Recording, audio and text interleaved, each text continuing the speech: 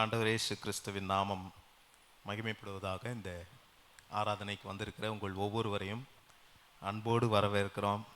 நம்முடைய ஆண்டவர் இயேசு ரொம்ப நல்லவர். ஹல்லேலூயா. குடும்பங்கள் 2 பேர் முன்னாடி வந்து நின்னது ரொம்ப ஆச்சரியமாக இருந்துச்சு. இப்படி அநேக சாட்சிகளை நம்முடைய சபையில் எழுப்புவார். இது ஒரு எழுப்புதலின் மிகப்பெரிய அடையாளங்கள். இவங்களாம் இந்த எழுப்புதலின் அடையாளங்கள்.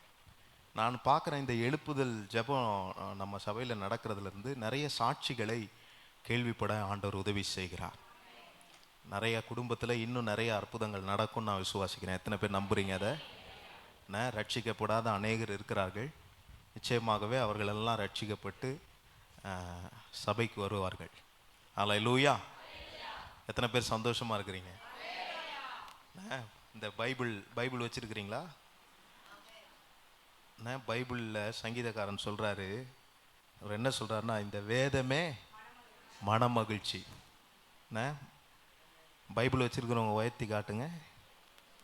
இந்த வேதம்ப்பா, ஃபோட்டோ எடுங்கப்பா.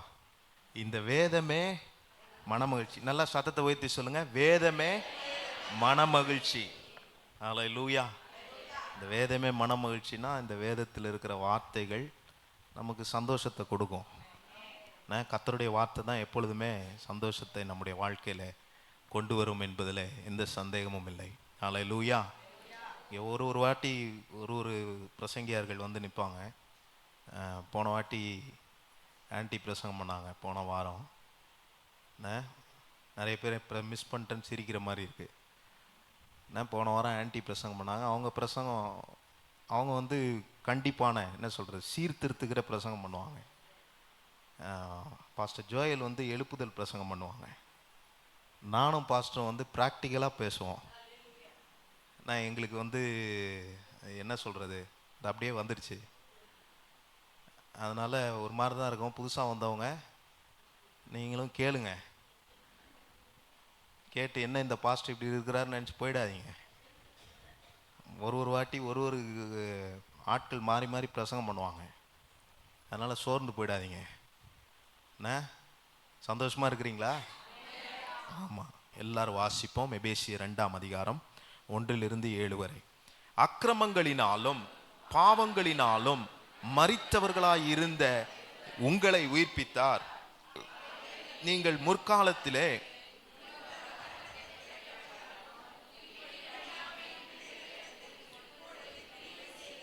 ஆகாயத்து அதிகார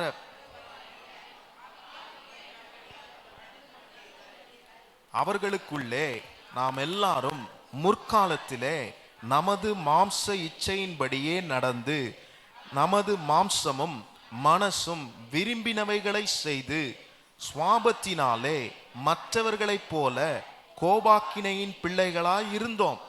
தேவனோ இரக்கத்தில் ஐஸ்வர்யம் உள்ளவராய் நம்மில் அன்பு கூர்ந்து தம்முடைய மிகுந்த அன்பினாலே அக்கிரமங்களில் மரித்தவர்களாய் இருந்த நம்மை கிறிஸ்துவுடனே கூட உயிர்ப்பித்தார்.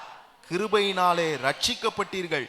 கிறிஸ்து இயேசுவுக்குள் அவர் நம்மிடத்தில் வைத்த தயவினாலே தம்முடைய கிருபையின் மகா மேன்மையான ஐஸ்வர்யத்தை வருங்காலங்களில் விளங்க செய்வதற்காக கிறிஸ்து இயேசுவுக்குள், எல்லாரும் சொல்லுங்க, கிறிஸ்து இயேசுவுக்குள் நம்மை அவரோடே கூட எழுப்பி உன்னதங்களிலே அவரோடே கூட உட்காரவும் செய்தார். ஹல்லேலூயா. இதை வாசிக்கும் போது இந்த வசனங்கள் எப்படி இருக்குன்னா, நம்முடைய வாழ்க்கையின் அனுபவமா இருக்கு. நம்முடைய வாழ்க்கையில ஒரு நாள் இயேசு தேடி வந்தார், நம்மை சந்தித்தார். நம்முடைய பாவங்கள், நம்முடைய அக்கிரமங்கள், நம்முடைய துரைத்தனங்கள், நம்முடைய அசுத்தமான காரியங்கள், இது எல்லாவற்றிலும் இருந்து நம்மை ஒரு நாள் மீட்டெடுத்து இயேசு என்ன பண்ணியிருக்கிறார், கிறிஸ்துவோடு கூட, அதுதான் ரொம்ப விசேஷம், கிறிஸ்துவோடு கூட, கிறிஸ்து இயேசுவுக்குள் நம்மை அவரோட கூட எழுப்பி, எப்படி ஆண்டவர் மரித்து 3ஆம் நாளிலே எழும்பினாரோ அதே போல ரட்சிக்கப்பட்ட நாமும் அந்த ரட்சிப்பென்னும் வஸ்திரம் நம்மை தரிக்கப்பட்ட பிறகு அசுத்த பாவ கிரியைகளிலிருந்து நாம் மரித்து எழுகிறவர்களாக, மரித்து எழும்ப போகிறவர்களாக, நித்தியத்திற்கு நம்மை சேர்த்து கொண்ட இந்த இயேசுவோடு கூட நம்மை அவரோட எழுப்பி உன்னதங்களிலே அவரோடு கூட உட்கார செய்கிற கர்த்தர். எவ்வளவு பெரிய ஆண்டவராய் நம்முடைய ஆண்டவர் இருக்கிறார். ஹல்லேலூயா. இந்த செய்தி நேற்றைய தினத்தில் எடுத்துக்கொண்டு இருக்கும்போது, ஆண்டவரே இது எனக்கு சொல்லிட்டீங்க, எனக்கு செஞ்சது தான் சொல்லியிருக்கிறீங்க, இதுல இருந்து என்ன சொல்ல போறீங்க அப்படின்னு யோசித்து கொண்டு இருக்கும்போது, அதில் பாருங்க, அவர் எதுக்காக நம்மளை எழுப்பி உன்னதங்களிலே உட்கார வைக்கிறார்? சொல்லுங்க, யாரா சொல்லுங்க, எதுக்காக எழுப்புறார்? நம்ம எழுப்புவதனுடைய மிகப்பெரிய நோக்கம், நம்ம எழுப்பி மற்றவர்களை எழுப்புவதற்காக. நம்ம எழுப்புறது எதுக்கு? மற்றவங்களை எழுப்புவதற்காக. பக்கத்தில் பார்த்து சொல்லுங்க, உங்களை எழுப்புனது மற்றவங்களை எழுப்ப. என்ன சொல்றாங்க? ஒன்றும் சொல்ல மாட்டாங்களா? இன்னொரு வாட்டி சொல்லுங்க, உங்களை எழுப்புனது மற்றவங்களை எழுப்ப. ஆமா, பாருங்க, நமக்காக ஒரு வேலையை கர்த்தர் கொடுத்திருக்கிறார். மத்தேயு 28:19-20, அதுதான் ரொம்ப பெரிய வேலை. அது நமக்கு நம்மேல் திணிக்கப்பட்ட, அதாவது நம்ம இதை செஞ்சுதான் ஆகணும், அதில் வேற ஒரு மாற்று கருத்துலாம் இல்லை. மத்தேயு 28:19-20 வசனங்கள். ஆகையால் நீங்கள் புறப்பட்டு போய் சகல ஜாதிகளையும் சீஷராக்கி பிதா குமாரன் பரிசுத்த ஆவியின் நாமத்திலே அவர்களுக்கு ஞானஸ்தானம் கொடுத்து நான் உங்களுக்கு கட்டளையிட்ட யாவையும் அவர்கள் கைக்கொள்ளும்படி அவர்களுக்கு உபதேசம் பண்ணுங்கள்.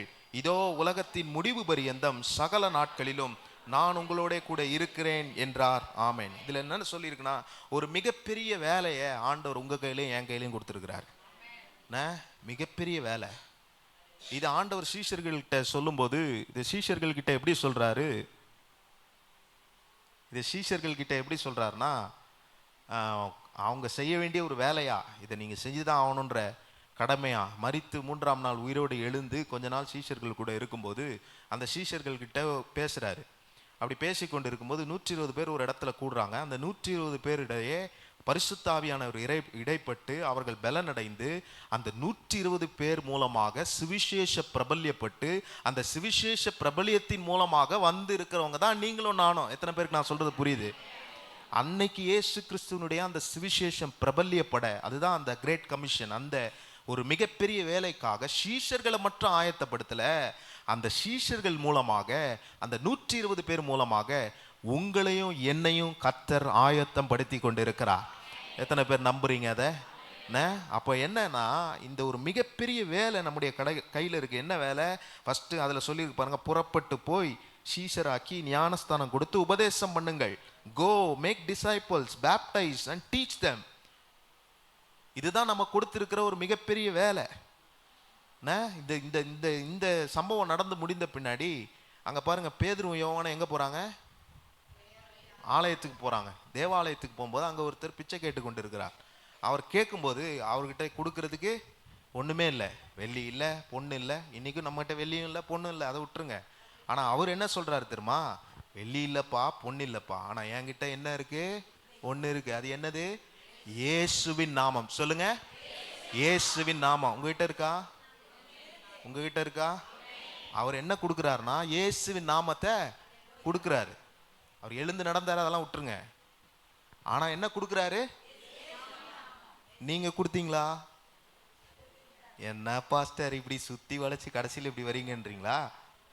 இயேசுவின் நாமத்தை கொடுக்கிறதுனா என்ன? இந்த இயேசு எனக்கு செய்த அதிசயங்களை விவரித்து இன்னொரு நபரிடம் சொல்லுவதே, அதுக்கு தான் நம்மளை எழுப்ப கர்த்தர் விரும்புகிறார். இயேசு என்ன நாமத்தை இன்னொரு இடத்துல கொடுக்கிறது.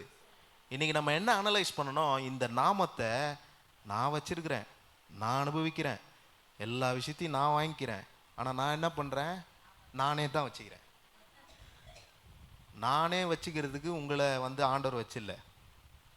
ஆண்டவர் இன்னைக்கு என்ன சொல்றாருன்னா, உங்களை எழும்ப சொல்றாரு. எதுக்கு எழும்ப சொல்றாரு? இந்த இயேசு என்னும் நாமம் உங்களுக்கு செய்த கிரியைகளை மற்றவரிடத்திலே கொண்டு போய் சேர்க்கக்கூடிய நிலையில் கர்த்தர் உங்களை வைத்திருக்கிறார் என்று இந்த சபைக்கு சொல்லுகிறார். அதுதான் எழுப்புதல்.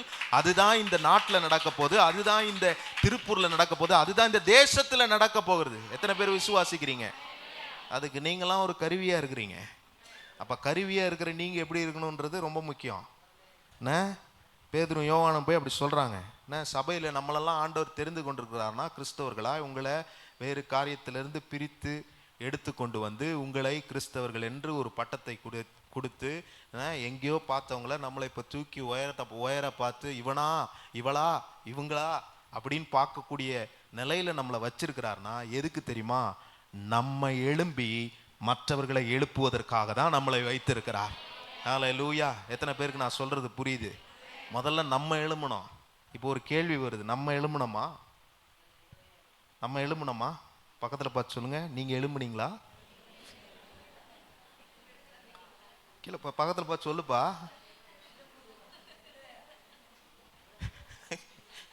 நம்ம பாட்டிப்பா. இன்னொரு வாட்டி கேளுங்க, நீங்க எழும்புனீங்களா? ஆமா, எழும்புறதுனா தூங்கி எழும்புறது சொல்ல, நீங்க அதை நினைச்சிடாதீங்க. நீங்க எழும்பிதான் வந்திருக்கிறீங்க, அந்த எழும்புறத சொல்லல.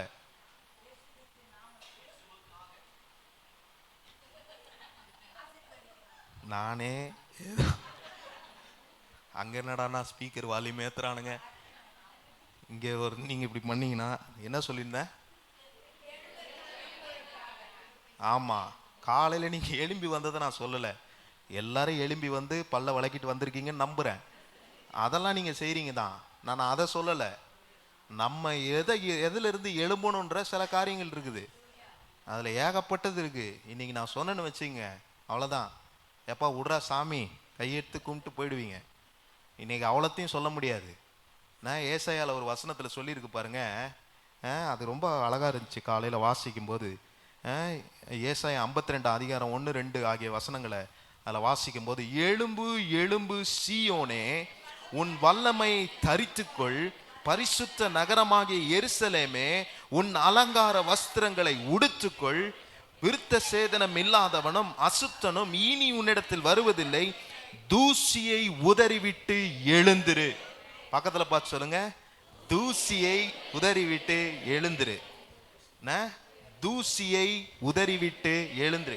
சத்தமா சொல்லுங்க, தூசியை உதறிவிட்டு எழுந்திரு. ஆமா, அப்ப அது என்ன தூசி? What is the meaning of the தூசி? இப்போ அதை தான் சொல்ல போறேன்.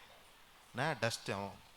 நான் ஆங்கிலத்தில் கேட்கவில்லை மகளே, நான் தூசினா டஸ்ட் உலகத்துக்கே தெரியும். தூசி உதறிவிட்டு இந்த கோழிலாம் பார்த்துருக்கிறீங்களா? கோழி வளர்த்தவங்களுக்குலாம் தெரியும். நானும் கோழி வளர்த்துருக்குறேன். கோழி என்ன பண்ணோம் பாருங்க, பாடுறா. அது என்ன பண்ணோம், மண்ணுக்குள்ளே போய், நான் சொன்னோன்னா போடுங்கப்பா, இப்படியே போட்டிங்கன்னா எல்லாருக்கும் தெரிஞ்சிரும்பா. மண்ணுக்குள்ளே போய் நல்லா இப்படி காலை நல்லா இப்படி பெராண்டி தோண்டியா, சரி, என்ன தெரியுமா பண்ணோம், கொஞ்ச நேரம் கழிச்சு எழும்போம். எழும்பிட்டு இப்ப போடுங்கப்பா, எழும்பிட்டு அது போட மாட்டானுங்க. எழும்பிட்டு உதறும், இப்படி உதறும் பாத்தீங்களா? இதுதான் தூசியை உதறது. அப்ப பிரசங்கம் பண்ண விட மாட்டீங்க போலயே. உதறது இல்ல, குலுக்கிறது தான். சரி, உதறதோ குலுக்குதோமா, அது பண்ணுது இல்ல. அது பண்ணும்போது அந்த டஸ்ட் எல்லாம் போது பாருங்க, அந்த நீங்க தூசி எல்லாம் போது இல்ல. அந்த மாதிரி நம்ம வாழ்க்கையில சில காரியம் ஒட்டிக்கிட்டே இருக்குது, போக மாட்டுது. சோப்பு போட்டா போல, எண்ணத்தை போட்டாலும் போல. அப்படி போலனா நீங்களும் எழும்ப முடியாது. நீங்க எழும்பலன்னா ஆட்டோமேட்டிக்கா மற்றவங்கள எழுப்ப முடியாது. நம்மளை ஆண்டவர் எழுப்பி நம்மளை நல்லா கிளீன் பண்ணி வச்சிருக்கிறாரு. ஆனா நம்ம நிலைமை எப்படி இருக்குன்னா, மற்றவங்க கிட்ட நம்ம கொடுக்குற நிலைமையில இல்லை. ஏன்னா தூசி ஒட்டின்னு இருக்குதே. தூசி ஒட்டிட்டு இருக்கும்போது நம்ம எப்படி கொடுக்க முடியும்? அந்த தூசியெல்லாம் பார்க்குறாங்க எல்லாரும். அதை இன்னைக்கு ஆண்டவர் என்ன சொல்றாருன்னா, உதறுப்பாத, அதை உதறு, தூக்கி போடு, அதெல்லாம் டஸ்டெல்லாம் தூக்கி குப்பையில் போடு. நான் குப்பையில் போட்டு நல்ல தெளிவாய் நீ எழும்பின பிறகு நீ மற்றவர்களை எழுப்புகிறவனாய் மாற வேண்டும் என்று கர்த்தர் விரும்புகிறார். அதனாலதான் இந்த செய்தியை நம்மிடத்துல கொடுக்கிறார். உங்களிடத்துல இல்லை, நம்மிடத்துல. உங்ககிட்ட நான் சொல்ல மாட்டேன், அடிச்சு போடுவாரு. நம்மிடத்துல சொல்றார், என்கிட்ட உங்ககிட்ட. பக்கத்துல பார்த்து சொல்லுங்க, உங்ககிட்ட என்கிட்ட, உங்ககிட்ட என்கிட்ட சொல்லுங்க. இப்படிலாம் சொன்னாதான் நல்லா அப்படியே இன்ட்ரெஸ்டா இருப்பீங்க. நம்ம கிட்ட அதுக்கு தான் சொல்றாரு. அப்ப இந்த தூசி என்ன, அதை பார்க்கணும் முதல்ல. அந்த தூசி போகணும்னா எது வரணும், எது வந்தா தூசி போகும்? அப்படின்றத பார்க்கணும். வேகமாக 3 காரியம்தான், டப்புன்னு சொல்லி முடிச்சிருவேன். என்ன சீக்கிரமாக போயிடலாம், இன்னும் ஒரு 1/4 மணி நேரம் தான், சொல்ல வேண்டியது சொல்லி வேகமாக முடிச்சிடுறேன் பாருங்க. நம்ம எழும்புவதற்கு நமக்கு சில காரியம் தடையாக இருக்குது, அதுதான் தூசி. அப்போ அது என்ன காரியம்? முதல் காரியம் யாக்கோபு 4ஆம் அதிகாரம் 6ஆம் வசனம். அவர் அதிசயமான கிருபையை அளிக்கிறாரே, ஆதலால் தேவன், சத்தமா வாசிங்க, எல்லாரும் வாசிங்க, என்னமோ பெருமை இல்லாத மாதிரி பண்ணாதீங்க, எல்லாரும் சத்தமா வாசிங்க. தேவன்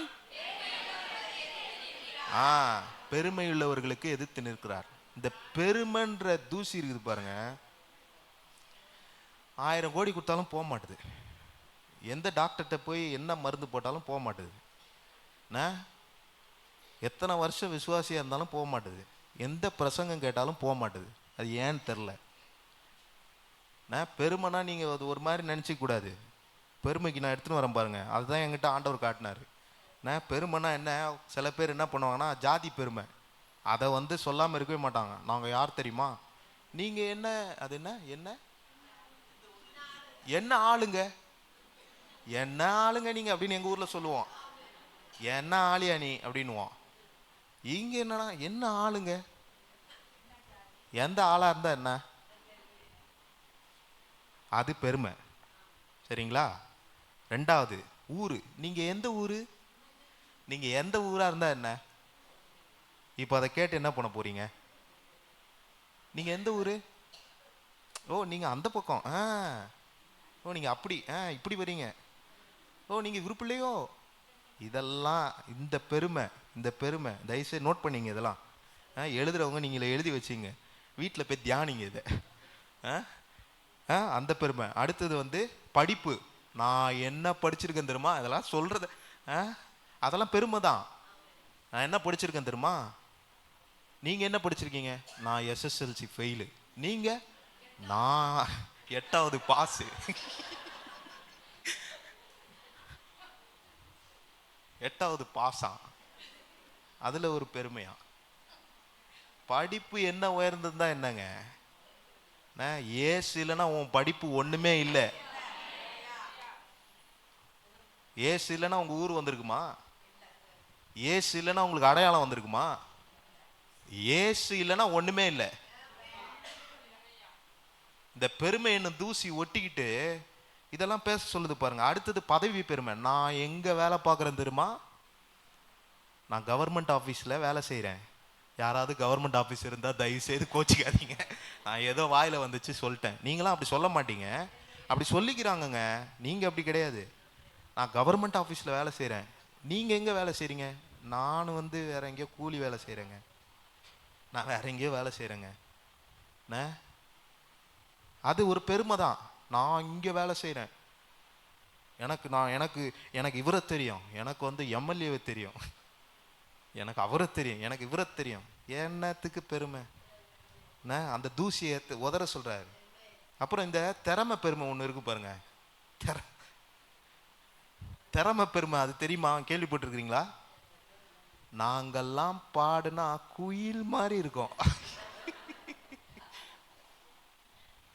நாங்க வாசிச்சா கையை கொண்டு போய் அங்க வச்சா போதும். இது வந்து இந்த திறமை பெருமை என்னைக்கா கேள்விப்பட்டிருக்கிறீங்களா? நான் பாடினா அப்படி இருக்கும், நான் இது பண்ணா அப்படி இருக்கும், இப்ப நான் பிரசங்கம் பண்ணா எப்படி இருக்கும் தெரியுமா, நான் சொன்ன சிரிக்கிறீங்க பாருங்க, எப்படி இருக்கும்? அந்த மாதிரிதான் பெருமை. எதுக்கு எடுத்தாலும் பெருமை. இன்னைக்கு ஆண்டவர் சொல்றாரு, அந்த பெருமை என்னும் தூசிய உதறிட்டு எழும்பு. முதல்ல நீங்க எழும்புங்கன்றார். முதல்ல அதை உதறி போட்டு எழும்புங்க. இதை பார்த்துக்கிட்டு இருக்கிற யாரா இருந்தாலும் சரி, இந்த பெருமை என்னும் தூசியை உதறிட்டு எழும்புங்க. அதை விட்டு எழும்புனாதான் மற்றவங்களை எழுப்ப முடியும். நான் அதிலேயே தான் உட்காந்துருப்பேன், அதிலே உட்காந்துருங்க. அந்த கோழி உதறின மாதிரி உதறணும், எல்லாரும் உதறினாதான் அந்த பெருமை என்னும் தூசி உங்களை விட்டு போவோம். அப்ப இந்த பெருமை என்னும் தூசி எப்படி போவோம்? எப்படி போவோம் சொல்லுங்க? பெருமைக்கு ஆப்போசிட் என்ன?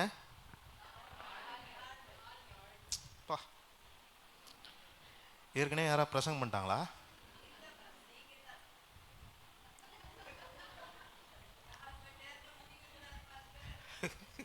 பெருமை என்னும் தூசி போகணும்னா தாழ்மை என்னும் குணம் எனக்குள்ள வரணும்.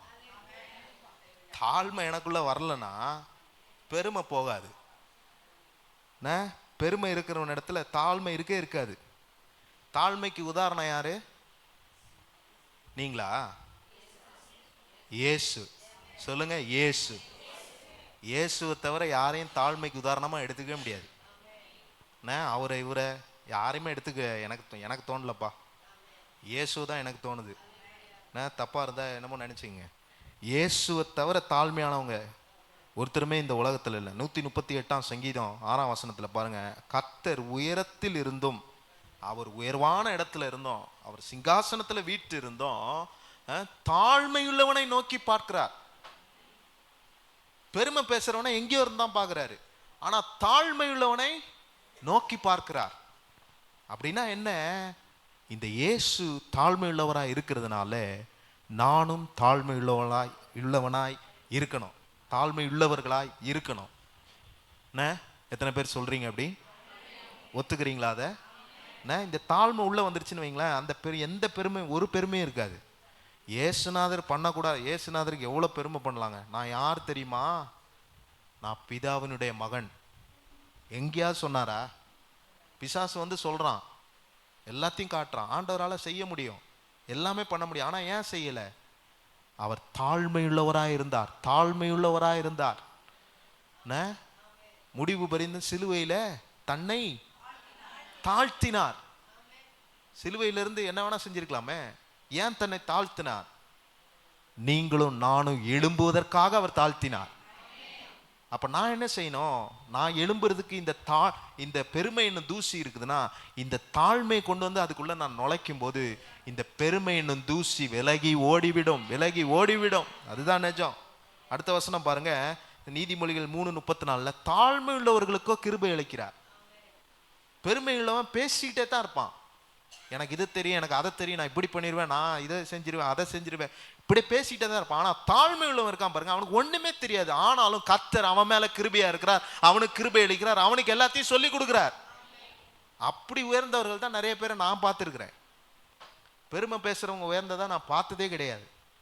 இப்படி தாழ்மையா இருந்து பாருங்க, கர்த்தர் எல்லாவித கிருபையும் தருவார். குடும்பத்துல தாழ்மையா இருங்க, கர்த்தர் தாழ்மையா இருக்க இருக்க எல்லாவித கிருபையும் உங்களுக்கு அளிப்பார். அப்படி அழிக்கும் போது தான் நம்ம என்ன செய்ய முடியும்? நம்ம குடும்பம் ஒரு சாட்சியா இருக்கும். முதலாவது, நம்ம அப்படி இருக்கும்போதே நம்ம எழும்புறது மாத்திரம் இல்லாம மற்றவர்களையும் நம்ம எழுப்ப முடியும் என்பதுல எந்த சந்தேகமும் இல்லை. இயேசு சொல்றாருக்கு, ஒரு பெருமை வந்துருச்சு. அவனுங்க போய் கேட்குறானுங்க. என்ன கேட்குறானுங்க?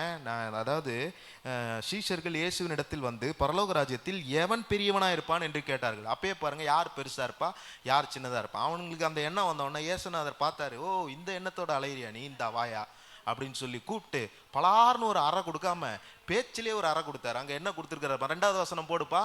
2வது வசனத்துல சொல்லி, இயேசு ஒரு பிள்ளையை தம்மிடத்திலே அழைத்து அதை அவர்கள் நடுவே நிறுத்தி, அடுத்த வசனம் டக்கு டக்குன்னு போடுங்க, நீங்கள் மனம் திரும்பி பிள்ளைகளை போல் ஆகாவிட்டால் பரலோக ராஜ்யத்தில் பிரவேசிக்க மாட்டீர்கள் என்று மெய்யாகவே உங்களுக்கு சொல்லுகிறேன். அடுத்த வசனம், ஆகையால் இந்த பிள்ளையை போல் தன்னை தாழ்த்துகிறவன் எவனோ அவனே பரலோக ராஜ்யத்தில் பெரியவனாய் இருப்பான் என்று சொல்லியிருக்கிறது. ஹல்லேலூயா. ஒரு குட்டி பிள்ளைய உதாரணம் சொல்றாரு பாருங்க. இதை விட என்ன வேணும்? குட்டி பிள்ளைக்கு ஏதாவது தெரியுமா? எங்க கேபி கூப்பிட்டு பெருமைனா என்னன்னு கேளுங்களேன், வேற ஏதாவது சொல்லிட்டு ஓடுருவா, தெரியாது. அப்ப நமக்கு என்ன சொல்றான்னா, அந்த மாதிரி அந்த மைண்ட் செட்டுக்குள்ளே போவாதீங்க, அந்த பெரிய தூசிக்குள்ளே போவாதீங்க. அந்த தூசியை உதருங்க. அந்த உதறதுக்கு ஒரு குட்டி பிள்ளைய போல மாறி அந்த வகையில தாழ்மை உங்களிடத்துல வரும்போது பெருமை ஓடி போகும். அப்படி பெருமை ஓடி போகும்போது நீங்கள் எழும்புவீர்கள். எழும்பும் போது மற்றவர்களை எழுப்புகிறவர்களாய் உங்களை ஒரு கருவியா எடுத்து பயன்படுத்தும் போது உங்க குடும்ப சாட்சியா மாறுகிறது. உங்க குடும்ப சாட்சியா மாறுறது மாத்திரம் அல்ல, உங்க தெருக்களில் உள்ள எல்லாருக்கும் சொல்லலாம். பெரிய பெருமை பேசிக்கிட்டே தெரிஞ்சீங்கன்னா ஒருத்தரும் உங்களை கேட்க மாட்டாங்க. நான் சொல்றேன், இதை எழுதி வச்சுக்கோங்க.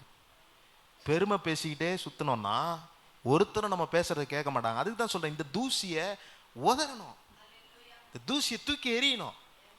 தூக்கி எரிஞ்சிட்டா அந்த தாழ்மை உள்ள வந்துடும் பாருங்க. வந்த உடனே, ஓ ஸ்தோத்திரம் ஆண்டவரே, அந்த தாழ்மையா ஒரு ஜபம் செஞ்சான் பாருங்க வெளியில நின்று, அந்த மாதிரி ஜபங்கள் உங்களுக்குள்ள வரும். அந்த பெருமையாக செஞ்சான் பாருங்க, அந்த ஜெபம் வராது. தாழ்மையாக செய்கிற அந்த ஜெபம் உங்களுக்குள்ள வரும்போது அதை ஆண்டவர் பார்ப்பாரு. நீங்கள் நீங்கள் நீங்கள் எழும்புறது மாத்திரம் இல்லை, மற்றவர்களையும் எழுப்ப பிரயோஜனமாக இருக்கும். அடுத்த குணம் பாருங்க, அடுத்த தூசி, நீங்கள் உதற வேண்டிய தூசி வேற்றுமை. வேற்றுமை என்றால் என்ன? வேற்றுமை என்றால் என்னை குறித்து என்னுடன் சேருகிறவர்கள்கிட்ட மாத்திரம் தான் நான் சேருவேன். நான் வேற யார்ட்டையும் சேர மாட்டேன். நான் வந்து ஒரு சீட்டில் உட்காந்து அந்த சீட்டில் தான் உட்காருவேன். வேற யாருக்கிட்டையும் நான் பேச மாட்டேன். இந்த சர்ச்சில் இத்தனை பேர் இருக்கிறீங்களே, பேசாதவங்க எத்தனை பேர் உங்ககிட்ட இருக்கிறாங்கன்னு நீங்கள் யோசிச்சுங்க. யாருக்கிட்டே பேசியிருக்கிறீங்களா? என்னங்க திட்டேன்னா இப்படி ஒரு மாதிரி உறைஞ்ச மாதிரி உட்காந்துருக்கீங்களே, அதான் பயமா இருக்கு. யாருக்கிட்டே நம்ம பேசுகிறோமா? நம்மன்னு சொல்லிட்டேன், விட்டுருங்க. யாருக்கிட்டே நம்ம பேசுகிறோமா? பின்னாடி இருக்கிறவங்களாம் நினைப்பாங்க, இவர் பாட்டு இங்கே நிற்கிறாரு, அங்கே எதனா வராரா, யாருக்கிட்டே பேசுகிறாரா, பண்ணுறாரான்னு. பிரதர் கண்டிப்பாக உங்கள்கிட்டலாம் பேசுவேன், நீங்கள் கவலைப்படாதீங்க. அங்கே வரலாம் தான், நான் வரலாம், பாஸ்டர் வரலாம், பாஸ்டம்மா வரலாம், ஏஞ்சல் வரலாம், ஜோயல் வரலாம், க்ளோரி வரலாம், குட்டி பாப்பா 2 பேர் வரலாம், பையன் வரலாம், எல்லாரும் வரலாம், பேசலாம். ஒருத்தர்கிட்ட ஒருத்தர் பேசக்கூடாது அப்படின்ற அந்த நிலைமை இல்லை. ஒருத்தர் ஒரு மாதிரி அற்பமாக பார்க்கக்கூடாது. இவங்களா, இவங்க இந்த வேலை செய்கிறாங்க, இவங்களா இந்த வேலை செய்கிறாங்க, இவங்களா இவங்க பக்கத்தில் வந்தால் கையை தட்டி நம்மளை ஆட்டி விட்டுருவாங்க. இந்த மாதிரி என்ன, இந்த வேற்றுமையின் எண்ணம் ஆண்டவர் பாருங்க ஒரு இடத்துல வசனத்தில் சொல்லி, யாக்கோபு 1:17 அவரிடத்தில் யாதொரு மாறுதலும் யாதொரு வேற்றுமை நிழலும் இல்லை. அவர்கிட்ட இல்லை. அவர் நம்மளை அப்படி தனித்தனியாக பார்த்துருந்தா, சாமே உன்னையா, நான் உன்னை பார்க்குறேன், நீ யார் தெரியுமா, உன்கிட்டே நான் வரமாட்டேன் போன்னு போயிடுவார். வேற்றுமை பார்க்குற தூசி இருந்துச்சுன்னா அதை உதறணும். முதல்ல அதை உதறணும், அதை உதறணும். இன்னைக்கு புதுசாக வந்திருக்கிறாங்க அத்தனை பேர்கிட்ட யார் பேசுகிறீங்கன்னு நான் பார்க்குறேன். நீங்கள் பார்க்குறத பார்த்தா ஃபஸ்ட்டு நீங்கள் பேசுங்க பாஸ்டர் அப்படின்னு சொல்கிற மாதிரி இருக்குது. நான் பேசுகிறேன், நானும் பேசுவேன். புதுசாக வந்தவங்க பின்னாடி 2 பேர் நின்னாங்க, முன்னாடி இந்த sister orange colour sorry sister இருக்கிறாங்க, அவங்க பேசுவேன் நான். அது வேற்றுமை பார்க்கக்கூடாது. அவங்க புதுசாக வந்திருக்கிறாங்க, அவங்கள்ட்ட போய் நம்ம பேசணும். அதுக்காக அவங்கள நிற்க வச்சுட்டு கும்பலாக நின்று பேசிடாதீங்க, ஏதோ இப்படி சொல்லிட்டாங்களேன்னு. நான் சொல்கிறேன் அப்படி you should not have the different ஆட்டிடியூடில். அந்த வேற்றுமை பார்க்குற அந்த எண்ணம் வந்து நம்ம வாழ்க்கையில் அந்த தூசியை உதறணும்னு சொல்கிறார். அது வேண்டாம், அது வேண்டாம். நான் ஒரு கும்பல் கிட்ட மட்டும்தான் நிற்பேன், நான் ஒரு கும்பல் கிட்ட தான் பேசுவேன், நான் வேற யார்ட்டையும் பேச மாட்டேன், நான் இப்படி தான் நிற்பேன். அப்படி நிற்கக்கூடாது. சில பேர் தவறாக நினைப்பாங்க, அதை விட்டுருங்க. அந்த எண்ணம் உங்களுக்குள்ளே இருந்துச்சுன்னா, நான் சொல்கிறது, நான் இங்கே நின்று பாஸ்டர்கிட்டே பேசிகிட்டு இருக்கிறேன்னு வச்சுங்க, தூரத்துலேருந்து பார்க்குறேன் இந்த மனுஷன் என்கிட்ட வரமாட்டாரா அப்படின்னு பார்க்குறேன், அந்த எண்ணத்தை அதை சொல்லவே இல்லை. நான் சொல்கிறது நமக்குள்ளே ஒன்று இருக்கும். நானா அவர்கிட்ட பேச மாட்டேன், நான் அவங்ககிட்ட தான் பேசுவேன், நான் அவர்கிட்ட பேச மாட்டேன் அப்படின்ற எண்ணம். நான் ஏன் அவர்கிட்ட பேச மாட்டேன், அது எனக்கு தான் தெரியும், உங்களுக்கு தான் தெரியும், நீங்கள் ஏன் பேச மாட்டீங்கன்னா. அந்த வேற்றுமையான எண்ணம், எல்லாரையும் சரிசமமாய் பார்க்கக்கூடிய எண்ணம் நமக்குள்ளே வந்துச்சுன்னா, இங்கே பாருங்கள், இந்த வேற்றுமை என்னும் தூசியை நம்ம உதரும் போது நம்மளை எழுப்புவார் ஆண்டவர். நம்மளும் மற்றவர்களை எழுப்ப முடியும் என்பதில் எந்த சந்தேகமும் இல்லை. அந்த வேற்றுமைக்கு எதிர்மறை என்ன? வேற்றுமை ஒளியணும்னா நமக்குள்ளே என்ன வரணும்? வேற்றுமை என்னும் தூசி எப்படி போகும்? ஒற்றுமை என்னும் குணம் வந்தா வேற்றுமை போயிடும். ஒற்றுமை முதல்ல எங்க இருக்கணும்? எங்க இருக்கணும்? எனக்குள்ளையா? என் குடும்பத்தில் இருக்கணும். குடும்பத்தில் ஒன்று வடக்க போகுது, ஒன்று தெற்க போகுது. இப்போ ஆளுக்கு ஒரு ரூமு, பையனுக்கு ஒரு ரூமு, பொண்ணுக்கு ஒரு ரூமு, கணவன் மனைவிக்கு ஒரு ரூமு, தாத்தா பாட்டிக்கு ஒரு ரூமு. இப்போ என்ன ஆச்சரியன்னா, கணவனுக்கு ஒரு ரூம், மனைவிக்கு ஒரு ரூமு. அது ரொம்ப சிரிப்பாக இருக்குது. நீங்கள் என்ன பார்த்து சிரிக்காதீங்க, நாங்கள் அப்படி இல்லை. நான் எங்கே போனாலும் என் மனைவி விட்டு போக மாட்டேன். சேர்ந்து வாழ பழகுங்க. தனித்தனியாக இருந்துட்டு தனியாக அவன் என்ன பண்ணுறான்னு தெரியாது. உங்கள் பையனை உங்களுடைய வேலை பலுவுக்காக, நீங்கள் செய்கிற காரியத்துக்காக உங்கள் பையனை நீங்கள் தனியாக விட்டீங்கன்னா பிசாசு உள்ளே வந்துடுவான். அவனுக்கு என்ட்ரு ஆகிறதுக்கு வேற எங்கேயும் போத்தாவில்ல. இதோ இது போதும். அவன் தொல்லை பண்ணி கேட்பான், வாங்கி கொடுத்துருங்க, நல்லா இருப்பிய.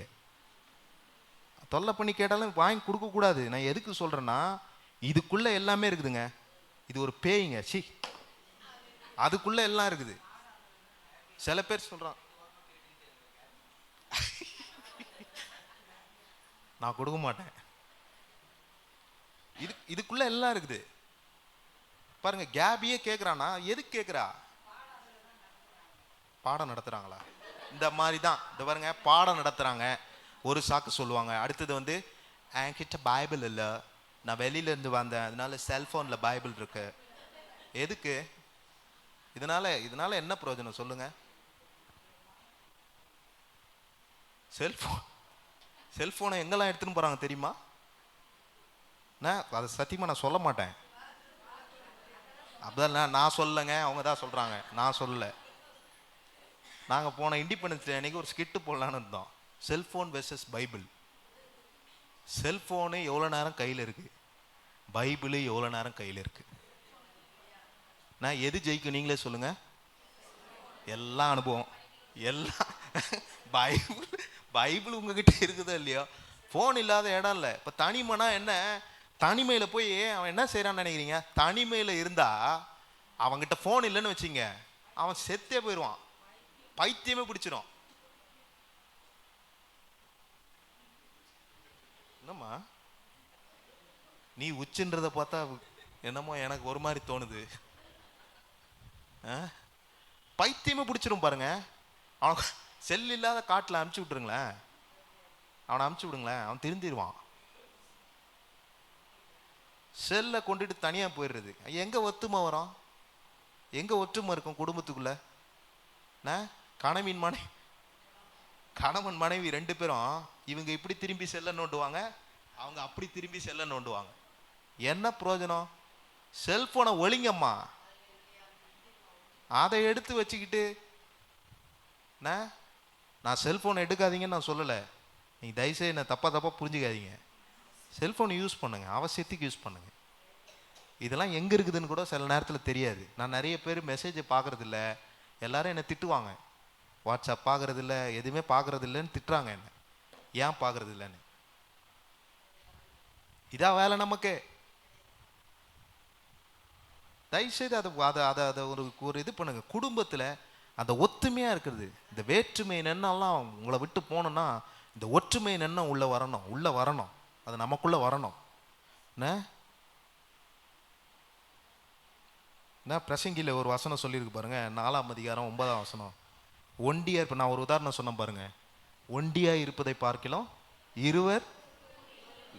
என்ன பாஸ்டர் கல்யாணத்துக்கு பண்ணுற பிரசங்கெல்லாம் முடியுது? கல்யாணத்துக்குன்னு எடுத்துக்க கூடாது, கல்யாணத்துக்கு கிடையாது. ஒண்டியா இருக்கிறதுனா தனியாக இருக்கிறது. தனித்தனி ரூமுக்குள்ளே போய் உட்காந்துக்கிறீங்க பாருங்க, அதுதான் ஒண்டியா இருப்பது. நீங்கள் ஒண்டியா இல்லை, ஃபோன் கொடுக்குறீங்க. இருவர் கூடி இருப்பதுனாலாம் அப்படின்னா என்னன்னா, ஒத்துமையா இருங்கப்பா, சந்தோஷமா இருங்க. குடும்பத்துக்குள்ளே பிரிவினை, குடும்பத்துக்குள்ளே இது இப்படி இருந்தா இந்த காரியத்துல எழும்பலனா எப்படி அடுத்தவங்களை எழுப்ப முடியும்? உங்க குடும்பம் சாட்சி போச்சா? உங்க பக்கத்து வீட்டுக்காரங்கிட்ட போய் சொல்ல முடியுமா, இயேசுவை உங்களுக்கு தருகிறேன்? அவங்கள பார்த்து என்ன சொல்லுவான்? வேற ஏதாவது சொல்லுவாங்க. எனக்கு வருது ஒன்று வாயில, ஆனால் நான் சொல்லக்கூடாது. இயேசு உங்களுக்கு தருகிறேன் அப்படி சொன்னால் அவங்க ஏற்றுக்க மாட்டாங்க. உன் குடும்பத்தை போய் சரி பண்ணியா, உன் குடும்பத்தை பாஸ்டர் எழுப்புதல் டே அன்னைக்கு ஒரு பிரசங்கம் பண்ணாங்க. அந்த பிரசங்கத்தில் இது வரைக்கும் நான் வந்து அதை ஊழியக்காரங்களுக்கு தான் நினச்சிட்டு இருந்தேன். சொந்த குடும்பத்தை ஆதாயம் பண்ண தெரியாதவன் எப்படி வந்து சபையை நடத்துவான் அப்படின்றது ஊழியக்காரங்களுக்கு தான் நினச்சேன். அன்னைக்கு சொன்னார், எல்லா தகப்பனுங்களும் தான். அது எனக்கு தூக்கி வாரி போட்டுச்சு. தகப்பனுங்களுக்கா?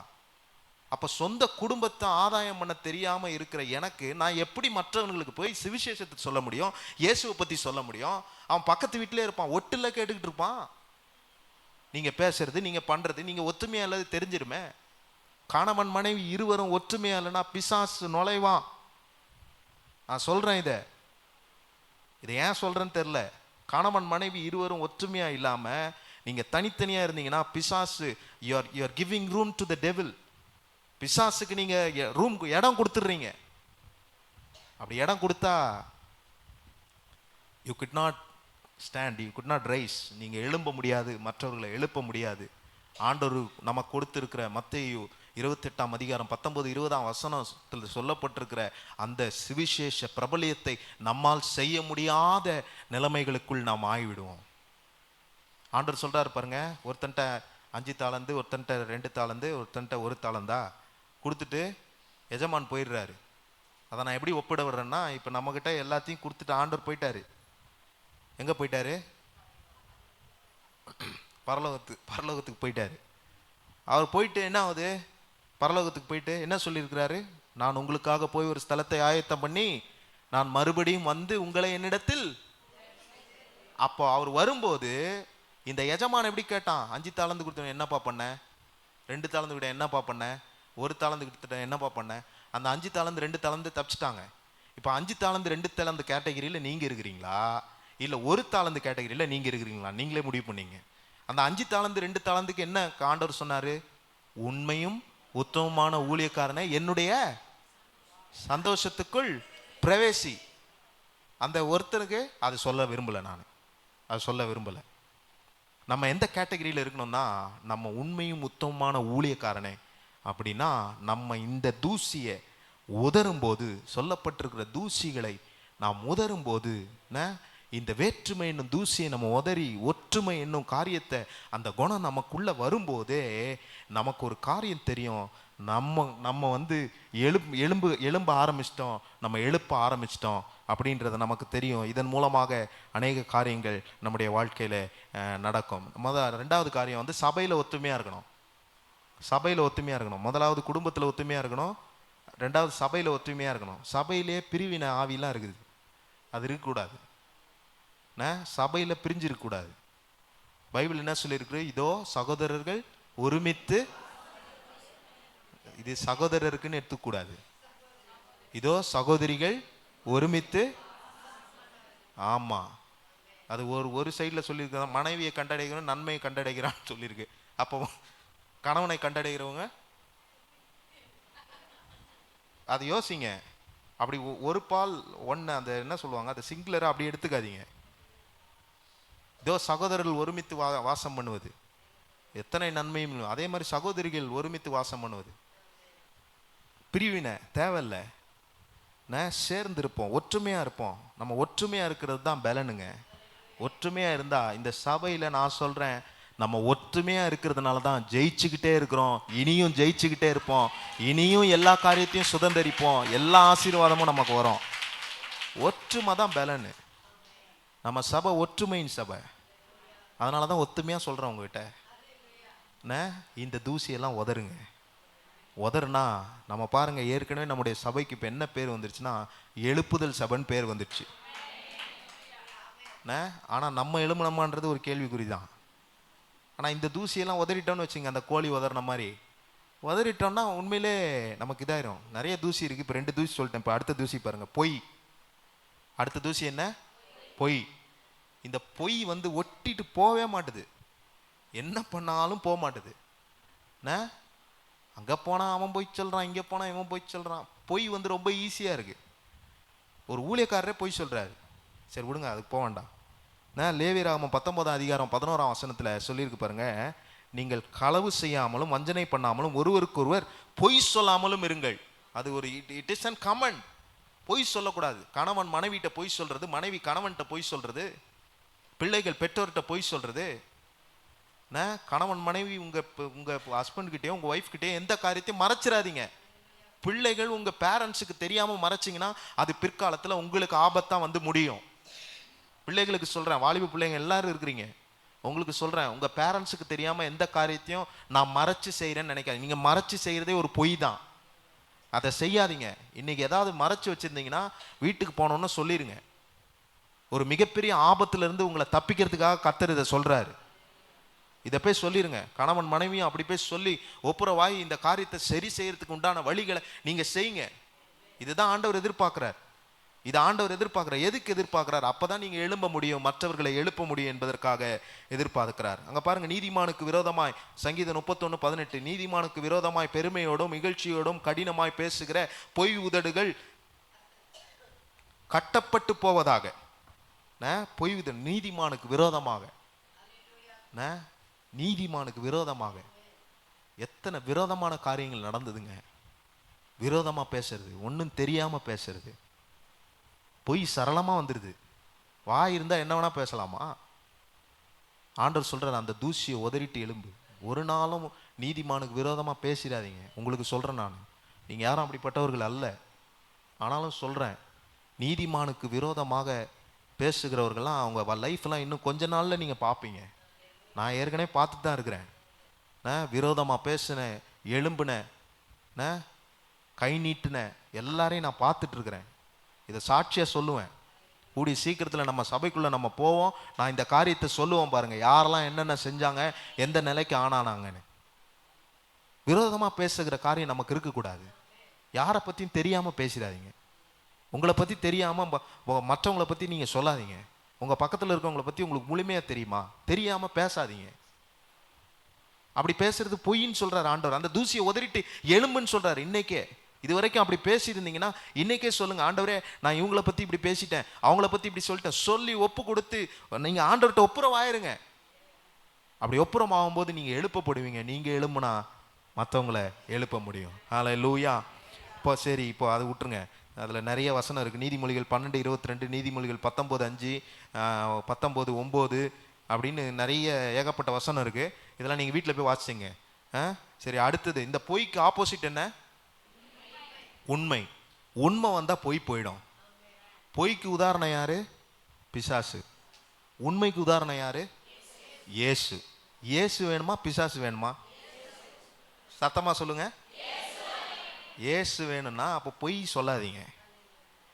நீங்கள் சின்ன சின்ன விஷயத்துக்கு பொய் சொல்கிறது கூட அது அப்படியே காட்டு தீயா அது பெருசாகிடும். பொய்யே சொல்ல மாட்டீங்கன்னு நான் நேற்று நைட்டு ஏஞ்சல்கிட்ட சொல்லியிருந்தேன். நம்ம சபைக்குள்ளே வரும்போது நான் ரயில்வே ஸ்டேஷன்லாம் போவேன். சென்னையில் ரயில்வே ஸ்டேஷனுக்குலாம் போகும்போது இங்கேயும் இருக்குதுன்னு நினைக்கிறேன். என்னடா அவன் சென்னையை எடுத்துன்னு வரான்னு நினைக்காதீங்க. ரயில்வே ஸ்டேஷனுக்குள்ளே போனாலே உள்ளே நடந்து போனால் பீம்னு ஒன்று அடிக்கும் பாருங்கள். பார்த்தது இல்லையா? இப்படி நடந்து போனால் அது என்ன சொல்லுவாங்க, மெட்டல் டிடெக்டரா? மெட்டல் டிடெக்டர் வச்சுருப்பாங்க. உள்ளே போய் பார்த்து பாக்கெட்டில் எதையாவது சொருவிட்டு போனீங்களா? அப்படி சொருவிட்டு போயிடாதீங்க. அப்படி சொருவிட்டு போனீங்கன்னா உள்ளே பீம்னு அடிக்கும். அதே மாதிரி ஏஞ்சல்கிட்ட சொல்லியிருந்தேன், நம்ம சபைக்கு வெளியில் வாசலில் பொய் சொல்கிற மிஷின் ஒன்று மாட்டிடும். பொய் கண்டறிய மிஷின். இப்போ பேரெல்லாம் வச்சுட்டாங்க. பொய் கண்டறிய மிஷினை மாட்டிட்டு உள்ளே வரணும். உள்ளே பொய் சொல்லாதான் உள்ளே வரணும்னா ஒருத்தராவது இருப்போமா? நீங்களே யோசிங்க. நீங்கள் யோசிங்க, யாராவது ஒருத்தர் இருப்பீங்களா? ஏங்க ஒருத்தர் இருப்போமா? சொல்லுங்களேன். முடியவே முடியாது. பொய்க்கு பிதா பிசாசு. அவனுடைய ஆளுகைக்குள்ளத்தான் நம்ம இருக்கிறோம் போல. பொய் மிஷின் வாங்கி மாட்டிட்டுமா? ஏன் பாஸ்டர் வர்ற கூட்டத்தையும் அனுப்புறீங்க? கொஞ்சம் யோசிச்சு கொஞ்சம் திங்க் பண்ணி பாருங்களேன். நம்ம இருப்போமா உள்ள? வாய்ப்பே இல்லை. கஷ்டம்தான், கஷ்டம்தான். பொய் சொல்லாதவங்களாம் கை வைத்துங்க அப்படின்னு சொல்ல மாட்டேன். ஏன்னா கை வைத்து சொன்னால் அதுதான் முதல் பொய்யா இருக்கும். அது இதுவரைக்கும் சொன்ன பொய்யை காட்டிலும் மிகப்பெரிய பொய்யா இருக்கும். அதனால் கையை உயர்த்த சொல்ல மாட்டேன். உங்களை அப்படிப்பட்ட சூழ்நிலைக்குள்ளே நான் தள்ள மாட்டேன். இந்த உண்மை வந்துடணுங்க. உண்மை வந்துடணும். நம்முடைய இயேசு உண்மை உள்ளவர். அவர் பொய் சொல்ல மனுஷன் இல்லை. அப்போ அவர் நீங்களே சொல்லிட்டீங்க பாஸ்டர், அவர் மனுஷன் இல்லை, அவர் கடவுள். நான் மனுஷன் தானே. என்கிட்ட இல்லாத இருக்குமா? என்கிட்ட இல்லாமல் இருக்குமா? உங்ககிட்ட இருக்குன்னு தான் சொல்கிறேன். அந்த இருக்கிறது தான் உதற சொல்கிறார் ஆண்டவர். பொய் பேசிக்கிட்டு போய் சுவிசேஷம் சொன்னீங்கன்னா, எங்கள் சபையில் பிரியாணி போடுறாங்க, எங்கள் சபைக்கு வந்தீங்கன்னா 1000 ரூபா கொடுப்பாங்க, எங்கள் சபைக்கு வந்தீங்கன்னா 500 ரூபா கொடுப்பாங்கன்னு சொல்லி பொய் சொல்லி நீங்கள் கூப்பிட்டு வந்தால் அந்த ஆத்மா வருமா? வரும். வந்து என்ன பண்ணுவோம்? உங்களை என்னென்னமோ பண்ணிட்டு போவோம். நம்ம அப்படி கூப்பிடுறதில்ல, நம்ம அப்படி பண்ணுறதில்ல. அதுதான் அந்த பொய்ன்ற அந்த அந்த பொய் வந்துச்சுனாலே சாட்சி போயிடுது பாருங்க. சாட்சி போனால் நீங்களே எழும்ப மாட்டீங்க, மற்றவங்களையும் எழுப்புறதுக்கு உங்களால் முடியவே முடியாது. அப்படி இருந்தால் எப்படி? என்ன சொல்லியிருந்தேன் நான்? பொய்யை வந்து விரட்டி அடிக்கணும்னா உண்மை வந்து உள்ளே வரணும். மோசையை குறித்து ஆண்டவர் சொல்லும்போது சொல்கிறார் பாருங்க, என் வீட்டில் எங்கும். அப்படின்னா என்ன? என் வீட்டில் மட்டுமா? வீட்டில் எங்கும்னா என்ன சொல்லியிருக்கு? எல்லா இடத்துலையும். எல்லா இடத்துலையும் இயேசு எல்லா இடத்துலையும் இருக்கிறாரு. நீங்கள் போகிற இடத்துல இருக்கிறார், நீங்கள் வர்ற இடத்துல இருக்கிறார். நீங்கள் எங்கே போனாலும், நீங்கள் ஆஃபீஸ் போங்க, ஸ்கூலுக்கு போங்க, எங்கன்னா போங்க, நீங்கள் போகிற இடத்துல இருக்கிறாரு. நீங்கள் உண்மையாக இருக்கிறீங்களான்றது தான் முக்கியம். நீங்கள் உண்மையாக இருக்கிறீங்களா அதை யோசிச்சு பாருங்க. யோசேப்பு உண்மையாக எல்லாம் போயிருந்தான்னு வச்சுங்க, இன்னைக்கு யோசேப்பை பற்றி பேசியிருக்கவே மாட்டோம். யோசேப்புக்கு நடந்த சம்பவம் அது ஒரு ஒரு ஒரு இடத்துல தான் நடக்குது. அது அது தெரிய, அது யாருக்குமே தெரிய போகிறது இல்லைங்க, யாருக்குமே தெரிய போகிறது இல்லை. ஆனால் யோசேப்பு என்ன சொல்கிறாரு? கர்த்தர் என்னை பார்க்கிறார், ஆண்டவர் என்னை பார்க்கிறார். அதான் சொன்ன, பாதாளத்தின் கீழ் படுக்கை போட்டாலும் அங்கேயும் இருக்கிறார், நான் எங்கே இருந்தாலும் அங்கேயும் இருக்கிறார். அவர் என்னை பார்க்குறாரு, அதுக்காக நான் உண்மையாக இருக்கணும் அப்படி நான் சொல்ல வரல, நான் அப்படி சொல்ல வரல. அவர் என்னை பார்க்குறாருன்றதுனால நீங்கள் உண்மையாக இருங்கன்னு தான் சொல்கிறேன். ஒரு காரியத்தில் உண்மையாக இருங்க, உண்மையாக இருந்து பாருங்க. மோசேக்கு விரோதமாக மீரியமும் ஆரோனும் அவங்க வந்து பின்னாடி போய் புரளி பேசுகிறாங்க, பின்னாடி போய் பேசுகிறாங்க, என்னென்னமோ சொல்கிறாங்க. அப்படி பேசிடாதீங்க, ஒரு நாளும் ஒருத்தருக்கு விரோதமாக பேசிடாதீங்க, புரளி பேசிடாதீங்க. புரளின்றது உங்களுக்கு தெரியுதா? என்னமோ தெரியாத மாதிரியே இருக்கிறீங்க, நாங்கள் பண்ணுறது தானே பாஸ்டர் சொல்கிறீங்க அப்படின்ற மாதிரி இருக்குது. புரளி பேசிடாதீங்க, பின்னாடி போய் பேசிடாதீங்க. என்ன டைம் முடிஞ்சிருச்சு, பின்னாடி போய் பேசிடாதீங்க. அப்படி பேசுனா அவ்வளோதான், அதில் உங்கள் சாட்சி போயிடுது பாருங்க. நீங்கள் போய் இன்னொருத்தட்ட சொல்லும்போது அவங்க என்ன நினைப்பாங்க?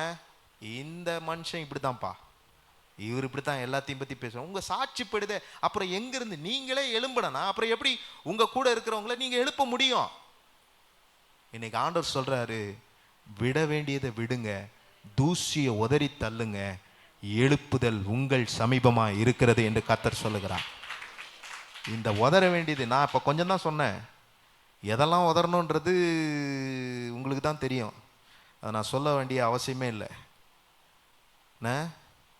சொல்லியிருக்கு பாருங்க, உண்மையுள்ளவன் என்று எண்ணி, இயேசு கிறிஸ்து என்னை உண்மையுள்ளவன் என்று எண்ணி, அதில் சொல்லியிருக்கு இந்த ஊழியத்தை ஏற்படுத்தினபடியால் அப்படின்னு சொல்லியிருக்கு. அது பவுல் அப்படி சொல்கிறாரு.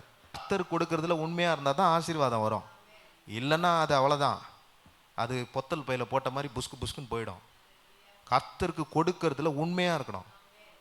இப்போ காணிக்கு கொடுக்க போகிறீங்க, உண்மையாக கொடுங்க. ஏனா தானோன்னு இந்த காயின் காணிக்கெல்லாம் எங்களுக்கு வேணாம், எங்களுக்கு வேணாம், இல்லை கர்த்தருக்கு வேணாம், எங்களுக்கு வேணான்னு ஒரு மாதிரி பார்க்குறீங்க. ஆண்டவருக்கு வேணாங்க. காயின், அந்த சபிக்கப்பட்ட காயின் காணிக்க வேணவே வேணாம். ஆபேல் கொடுத்தான் பாருங்க, நல்ல செம்மையாக கொடுத்த. நான் இப்படி பணத்துக்கு பணம் விஷயம் அப்படின்னு சொல்ல, 2 காசு போட்டா பாருங்க, அது எவ்வளோ உண்மையா. அதான் சொல்கிறேன், அந்த 2 காசு போட்ட பிள்ளை உண்மையாக போடுறோம். அதுதான் சொல்கிறேன், உண்மையாக நம்முடைய உழைப்பிலிருந்து உண்மையாய் கர்த்தருக்கு என்று கொடுக்கும்போது அவர் நமக்கு எப்படி செய்வார்னா 30, 60, 100 பலனை நமக்கு தருவார். அந்த உண்மை போயிருச்சே, ஆண்டட்ட உண்மையா இல்லையே, ஆண்டட்ட உண்மையா இல்லையே. இன்னைக்கு இதெல்லாம் யோசிச்சு பாருங்க, யோசிச்சு பாருங்க. நம்ம எழும்பணும்னா இந்த காரியங்கள், இந்த தூசியை நம்ம உதறணும். எல்லாரும் இடத்துல எழும்பி நின்று கடைசி இறுதி ஜெபத்தை பாஸ்டம் அவர்கள் வந்து ஜெபம் செய்வார்கள். ஹல்லேலூயா, உம்மை துதிக்கிறோம் ஆண்டவரே. அன்புள்ள இயேசுவே, இந்த அருமையான நேரத்திற்காய் உமக்கு நாங்கள் நன்றி செலுத்துகிறோம். இந்த ஆராதனையின் முடிவிலே எங்களை அர்ப்பணித்திருக்கிறோம் அப்பா. ஆராதனை நேரத்திலே ஆராதித்தோம், நாங்கள் உம்மை மகிமைப்படுத்தினோம். வார்த்தையின் மூலமாய் கர்த்தர் எங்களோடு பேசின நம்முடைய ஒவ்வொரு வார்த்தைக்கும் நாங்கள் கீழ்ப்படிந்து நடக்கிறவர்களாய் கர்த்தர் எங்களை மாற்றும்.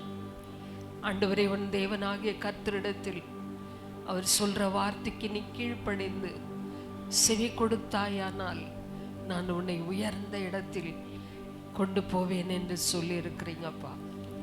ஆண்டவரே, எமக்கு நன்றி ஆண்டவரே.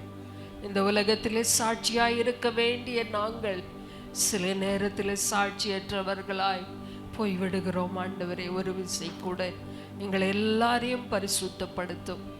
எங்கள் வாழ்க்கையில் ஒட்டி கொண்டு இருக்கிற தூசிகள் எல்லாம் உதறி தள்ளிவிட்டு ஆண்டவரே, ஆண்டவரே உமக்காக எழும்ப உதவி செய்யுங்கப்பா.